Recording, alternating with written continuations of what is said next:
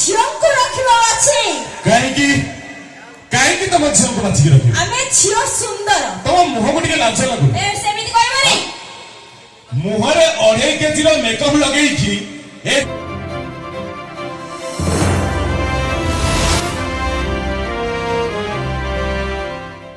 ଝିଅ ମାନେ କହିବେ ଆମେ ସୁନ୍ଦର। ଆମେ ସୁନ୍ଦର ବୁଝିଲ? ଆମେ ସୁନ୍ଦର। ଆଚ୍ଛା ଗୋଟେ କଥା ଶୁଣ, କହୁନା। ଆଜିକାଲିକା ଡେଟ୍ରେ ବିନା ମେକଅପ୍ ରେ ତମ ଝିଅ ମାନେ ଘରୁ ବାହାରକୁ ଯାଇପାରିବେ? ସେମିତି କଣ କହୁଛ? ଚାନ୍ସ ନାହିଁ। ଆଜ୍ଞା ଖାଲି ସେତିକି ନୁହଁ, ବିନା ମେକଅପ୍ ରେ ଘରୁ ବାହାରକୁ କଣ ବାଥରୁମ ବି ଯିବେ ନାହିଁ। ଆଚ୍ଛା ସେଥିପାଇଁ କହୁଛି ସ୍ନୋ ପାଉଡର ଟିକିଲା କଥା କରୁଛି ତମକୁ ସୁନ୍ଦର। ସତରେ ସ୍ନୋ ପାଉଡର ଟିକିଲା କଥା କରୁଛି ତମକୁ ସୁନ୍ଦର। ସେତକ ନଥିଲେ ପୋଚା ଅଣ୍ଡା ତମେ ଦେଖେଇ ହଉଛ ସୁନ୍ଦର। ନା କଣ କହିଲେ? ଆମେ ପଚା ଅଣ୍ଡା। ପଚା ଅଣ୍ଡା ଆମେ ଶୁଣ କହି ଯାଉଛି ଶୁଣ। କଣ କହିଲ? ପଚା ଅଣ୍ଡା। ସେଇ ସ୍ନୋ ପାଉଡର ଟିକିଲା ତ ଲଗାଇ ମାର୍କେଟ ଯାଉଛ ବୋଲି ତମ ଭଳିଆ ଟୋକା ମାନେ ଆମ ପଛରେ ଲାଇନ ଲଗାଇ ଆଉଛ। ଆଉ ସେଇ ସୁଯୋଗରେ ତମ ଭଳି ଝିଅ ମାନେ ଆମ ଟୋକାଠୁ ଚନ୍ଦେଇ ଖାଉଛ। ଆହୁରି ଖାଇବୁ। କଣ କରିବ? ନା କଣ କରିବ ତମେ? ଆଜ୍ଞା ମାଗଣା ମିଳିଲେ ଏଇଭଳି ଝିଅ ମାନେ ପିଚୁ ବି ଗିଳି ଦେବେ। ଧନ ଆଉ କିଛି ମିଳିଲାନି ପିଚୁ ଖାଇବାକୁ ଦେଇଦେଲ।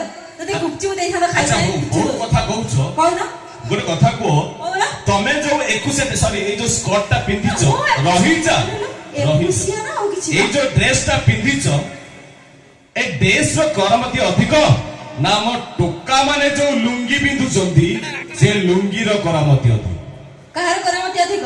ଆମ ଜିନ୍ସ ର କରାମତି ଅଧିକ। କାହାର? ଲୁଙ୍ଗିଟି। କଣ ଲୁଙ୍ଗିଟି?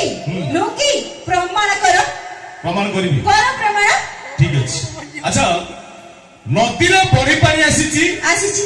ତମେ ଏପଟରୁ ସେପଟକୁ ଯିବ। ହଉ ଯାଉଛି। ଏଇ ଯୋଉ ଡ୍ରେସ ଖଣ୍ଡକ ପିନ୍ଧିଛ ପିନ୍ଧିଛି ତାକୁ କେତେ ଉପରକୁ ଟେକି ପାରିବ? ତମେ କଣ ଟେକା ଟିପୁରକୁ ଆଉଛ? ଆଜ୍ଞା 9 ଟେକିଲେ ଓଦା ହେଇଯିବନି କି? ଓଦା ହବ କି ନାହିଁ? ତ ଅବଶ୍ୟ ଦେଖିବାକୁ ପଡିବ ନା। ତ କେତେ ଉପରକୁ ଟେକି ପାରିବ? କେତେ ଉପରକୁ ଟେକି ପାରିବି? ଆଣ୍ଠୁ ଯାଏ ଟେକିବେ ଆଉ କଣ? ସେତିକି ତ? ହଁ। କିନ୍ତୁ ଆମ ଟୋକା ମାନେ ଯୋଉ ଲୁଙ୍ଗି ପିନ୍ଧିଛନ୍ତି ହଁ ପାଣି ଯେତେ ବଢିବ ସେତେ ଟେକିବ। ଆଚ୍ଛା ପାଣି ଯେତେ ବଢିବ ସେତେ ଟେକିବ। ପାଣି ଯେତେ ବଢିବ ସେତେ ଟେକିବ। ଦେହ ସାରା ବୁଡିଯିବ ହେଲେ ଲୁଙ୍ଗି ବୁଡିବ ନା। ଆଉ କୁହନି ବାବା ତ ତମେ। ଆଉ କୁହନି, ଦେଖିକି ଥିବ ବାଳି ଆସିବ ନେଇ ପଳେଇବ। ଚାନ୍ସ ନାହିଁ। ଆଜ୍ଞା ଆଉ ଗୋଟେ ପ୍ରମାଣ ହେଲା, ଆମେ ଟିକେ 20 ବର୍ଷ ପୂର୍ବକୁ ଫେରିଯିବ। ଠିକ ଅଛି। 20 ବର୍ଷ ପୂର୍ବେ କାହା ପାଖରେ ବି ସେଟା ଲାଟ୍ରିନ୍ ବାଥରୁମ ନଥିଲା। ଠିକ ଅଛି। ପ୍ରାୟତଃ ସମସ୍ତେ ଆମେ ବାହାରକୁ ଝାଡା ଯାଉଥିଲେ, ରାସ୍ତା କଡ଼ରେ ଝାଡା ବସିଥିଲେ, ପୋଖରୀ ହିଡ଼ରେ କିମ୍ବା ନଦୀ ହିଡ଼ରେ ଝାଡା ବସିଥିଲେ। ତ 20 ବର୍ଷ ପୂର୍ବେ ଯେତେବେଳେ ଜୟୀ ପୁଅ ଶ୍ୱଶୁର ଘରକୁ ଯାଉଥିଲା ସେତେବେଳେ କଣ ହଉଥିଲା? ତ ଜୟୀ ପୁଅକୁ ଲୁଙ୍ଗି ଗାମୁଛା ଆମେ ପିନ୍ଧିବା ପାଇଁ ଦଉଥିଲେ। ସେତେବେଳେ ଆগে କଣ ହେଇଛି, ଲୁଙ୍ଗି ପିନ୍ଧିକି ପ୍ରାୟତଃ ଝାଡା ଯାଆନ୍ତି। ତ କଣ ହେଇଛି, ଦିନକର ଘଟଣା, 20 ବର୍ଷ ପୂର୍ବର ଘଟଣା କହୁଛି, ଦିନକର ଘଟଣା, ରାସ୍ତା କଡ଼ରେ ଜୟୀ ପୁଅ ଲୁଙ୍ଗି ପିନ୍ଧିକି ଝାଡା ବସିଛି। ଠିକ ସେତିକିବେଳେ ଶାଶୁ ସାମ୍ନାରେ ଆସୁଛନ୍ତି। ଆଚ୍ଛା ଲାଜ ଲାଗିବ? ଲାଗିବ କି ନାଇଁ ଲାଜ? ଲାଜ ଲାଗିଲେ କଣ କରିବ? ମୁହଁଟାକୁ ଲୁଚେଇବାକୁ ପଡିବ।